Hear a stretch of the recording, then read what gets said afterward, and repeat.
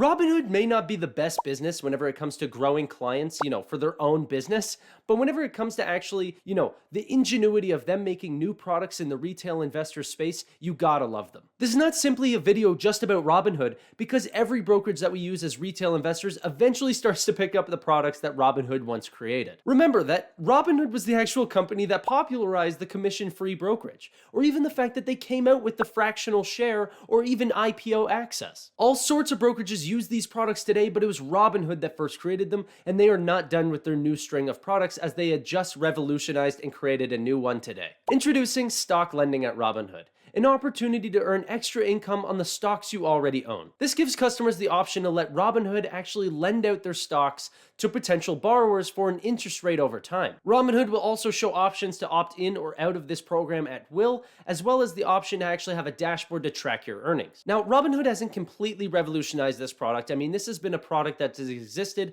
for a while now, but mainly it was really big for institutional investors and then just started to come available for certain investors whenever they had a certain quantity of investments. For example, whenever we look at Fidelity, they had this option of actually securities lending, but you needed $250,000 US before you could even begin to start lending out your securities. Whenever we look at Robinhood, all they want to make sure that you have is $5,000 in terms of stocks with $25,000 worth of annual income. This program is to be fully rolled out in the month of May this month and can range anywhere from interest rates yearly between 1 to 10%. See, securities lending is a demand-driven business, okay? So whenever you're actually trying to lend out big companies like Apple, you're most likely going to get somewhere around 1%, versus whenever you start actually wanting to lend out a company like SoFi, for example, a little bit more of a niche investment, but still one that's very heavily shorted, the interest rate that you might be paying is somewhere closer to 10%. Well, I shouldn't say interest rate that you're paying, right? It's actually interest rate that they're paying. It's what you're going to be receiving, which if you're an investor in SoFi like I am for the very long term, might as well get the extra 10% because it's just extra bonus on top of what you should already be making in the long run.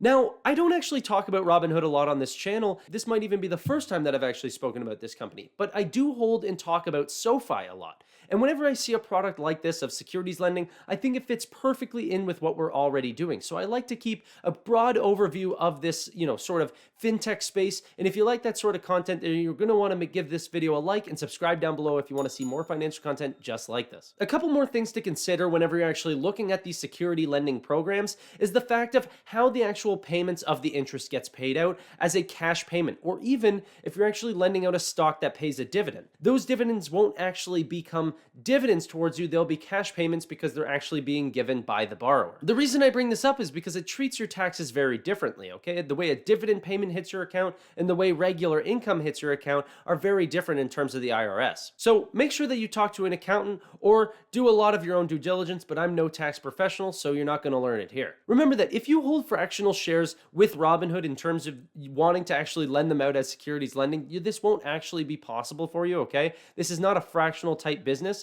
You're going to need whole shares for this, but you are actually able to opt in and out. It doesn't even have to lock in for a certain period of time. So you're getting an annual interest rate, but it's not necessarily that you have to hold it in for the full year. So hopefully other fintechs come out with this. Obviously, I know Webull has a plan like this very much so, but it's definitely not to the degree what Robinhood is giving us. So this is very exciting. All in all, this is still a very exciting thing for retail investors because I, for one, am a buy and hold investor. That's all I do from now on, okay? I'm buying companies and holding them for the long term. Almost all the mistakes I've made whenever it comes to investing have been from selling too early because these companies end up growing for the long term. In this case, this is just added bonuses over the many years that I'm planning on holding some of these investments. It might as well take the free amount. I couldn't care less if they're even shorting these stocks with my own shares. It doesn't matter to me. I'm holding it for the long term. Remember that saying that I say in all my videos practically, stocks in the short term are a voting machine, but stocks in the long term are a weighing machine. In the short term, I couldn't care what people are doing with the shares that they're borrowing against me. They could be shorting against my own shares. It doesn't matter to me. It's going to be the revenues that are actually going to be boosting the companies up in the long term,